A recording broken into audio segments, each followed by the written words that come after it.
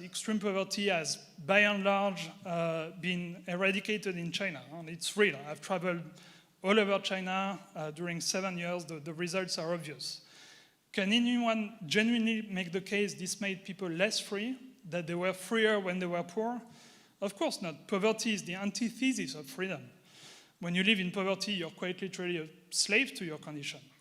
Many have forgotten this, but FDR, Roosevelt, in 1941, gave a so-called Four Freedoms speech, where he defined freedom from want and freedom from fear as two of the four freedoms America ought to achieve. So he too recognized that poverty alleviation was fundamental to freedom. And since we're speaking about freedom from fear, that's another good one. Let's ask ourselves a simple question. Do people feel free to walk alone anywhere in America at any time of the day or night? Do people have this freedom? Well, this freedom, by and large, does exist in China.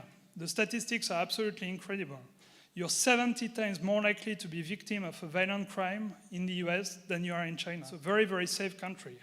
So this freedom from fear does exist.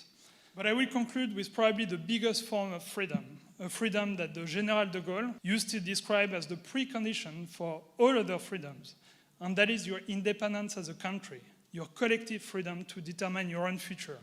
China is unarguably the freest country in the world in that regard, as it cannot be even remotely considered as being anyone's vassal state, and it just doesn't do military alliances. It doesn't have any. In fact, many argue that it's precisely this independence that's driving the current attempt to contain China. So this high level of sovereignty allows China to focus on internal development and to maintain its freedom of action on the international stage.